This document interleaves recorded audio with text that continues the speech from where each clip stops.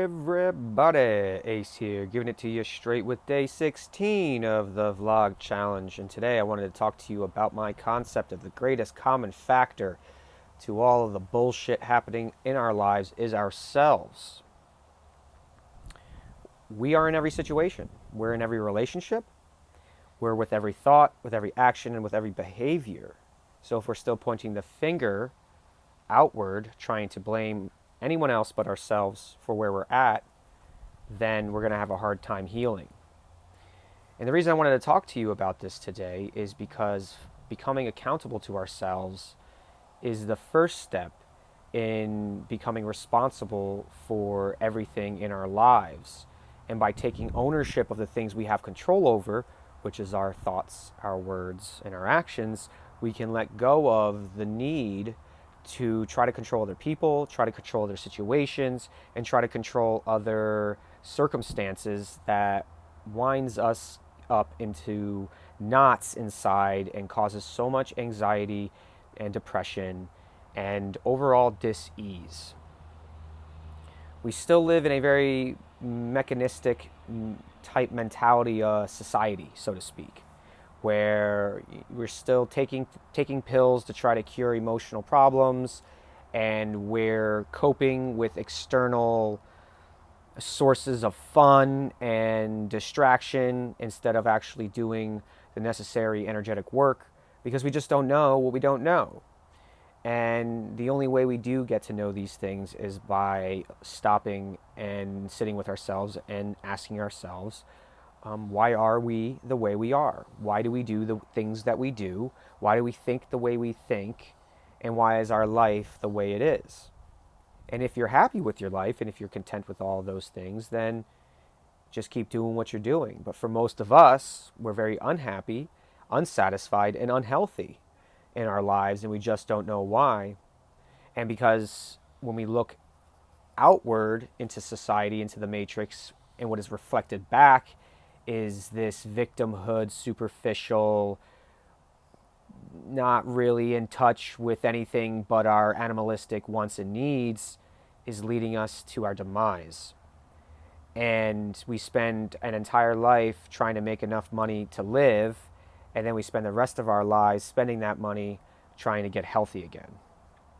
And I decided to go and do this adventure the opposite way, which was difficult, being that I wanted to do things, I wanted to be places, I wanted to be in relationships, I wanted the big house with the white picket fence and the golden retriever and the 3.5 kids. I wanted all that, and I'm not saying that's not something I still, I want that now. But what I realized was, even if I were to get all those things, I was so messed up in my head within myself that I would have never allowed myself to enjoy it, or probably not even allow myself to receive it.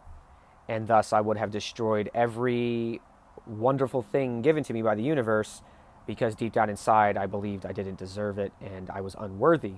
And learning about my issues with inadequacy was one of the greatest things I could have done for myself, because from there I was able to really start to hone in on those elements and memories of my past that made me feel inadequate, which was basically every situation that I ever was in from the time I was probably 3 years old and on. And thus, us being the greatest common factors in all of our bullshit in our lives, it's important to go back into our past, it's important to go back into those old memories and truly see how we felt about it. Because oftentimes we create these narratives in our head about our past, about our childhood being so much better than what it really was. And when we wake up to this reality and we start to explore the life back then, we start to see and connect the dots to the mannerisms and behaviors and actions of us and who we are today. And we start to be able to see where some of our crutches came from, and some of our coping mechanisms came from, and some of our habits came from. And when we start recognizing the root to all of those things that we don't necessarily like about ourselves and want to change, now when we go to change those habits, we've cleared the necessary blockage within our energy system to allow for new systems of living to come into place. But that's a three-step approach. The first step is understanding where the root is. The second step is addressing the root.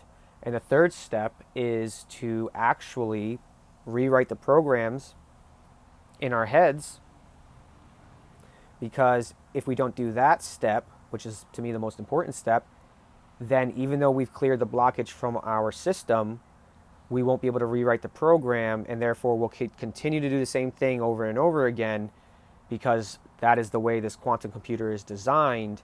Is we teach it programs through repetition, through meditation, through other elements and actions that we take in our lives. We teach ourselves how to react and be in a situation, and that's why we are able to unconsciously go about our lives, is because the subconscious has been tuned and programmed so thoroughly that you can drive a car now, and half the time people don't even remember that they were driving, but yet they get to their destination safely for the most part. And this lack of consciousness, because of how brilliant this entire quantum computer is, not just our brains, but the entire body and our DNA and our electrical systems and everything in between. That's why we basically can survive without even trying anymore. But if you want to thrive in your life, that means you need to learn how to unlearn all the things that are killing you in order to put new places, in order to learn new programs that'll actually help you thrive and not keep you in that same mentality. Because you got to think it, feel it, and do it. And if you don't have those three in that order, you're going to have a hard time making a move. And that's where a lot of people get stuck, is that they don't understand why nothing is working for them in their life. And it's because they're focused on the wrong thing. And what they're focused on is trying to make stuff happen externally, instead of stopping and realizing that maybe if I cleared all of this internal toxicity, then the external would open up for me. Because we are co-creating, we are creating and manifesting our universe in front of us each day and every moment. And this tuning fork, depending on how clear, how clean, and how enlightened it is, will determine our ability to manifest and what we manifest. Because what we think and consume is what we create and become. And again, we're the greatest common factor in all of that. Yes, people can put spells on us. Yes, there are situations in our lives that we find ourselves in that we never wanted to be in. But those are the challenges. Those are the big boss battles. Those are the dungeons you go into with your RPG character to go get, better treasure and better armor and better weapons. And when you go through those really hard times in your life, that truly has nothing to do with you. It's a challenge. And if you don't take it personal and you see it as that, and you stop and breathe and look at the best way to make moves, then you see that this game it's a game, and there's nothing really to get too upset about. There's nothing really to get too fretty about. Well, now, does that mean in these challenges you're not going to get angry or intense or saddened? Or no, that's, again, part of the game. It's part of the life. It's the immersive experience that teaches our spirits and our souls how to evolve. But if we're taking everything personal, and then we're either running away, or we're smiting it, or we're smiting others, we're never going to learn anything, and we're just going to continue being where we're at until we decay to the point we die. And I believe that's what cancer is. I believe that the universe gives us red flags, and each time it's a little louder and a little louder and a little more red and a little bigger, until eventually it's full-blown cancer, or it's a full-blown disease, or it's a car accident. I remember last year around my birthday, I was going pretty hard. I was doing a lot of events. I was doing a lot of content. I wasn't resting. I was still drinking at that time.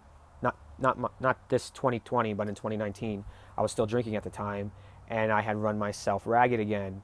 And on my birthday, I went on a balloon ride, and we landed in the field, and one carpenter ant bit me and sprayed its acid in me on my foot, and my whole foot blew up for like 3.5 days.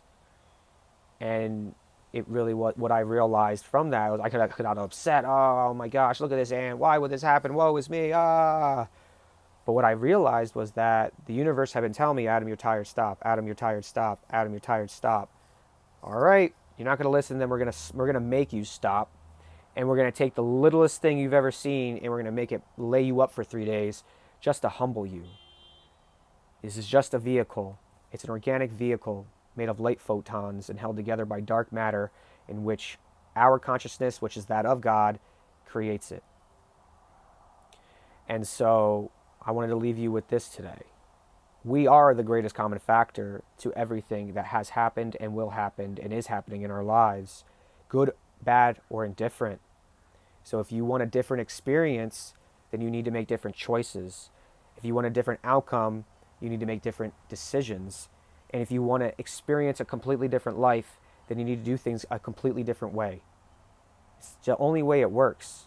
And if you're comfortable, then are you actually growing? Because on the other side of uncomfortable is freedom, and on the other side of freedom, you find that through discipline, consistency, listening to yourself. All these things I've been talking about these last 16 days. And you will find more abundance in your life. So if you like what you've seen and heard today, hit that like button. If you want to join that army of energy, hit that subscribe button. And if you would like to learn more about me and what I got going on, you can visit me at Conspiracy Realists on Instagram. And I'll see you all tomorrow. Thank you so much.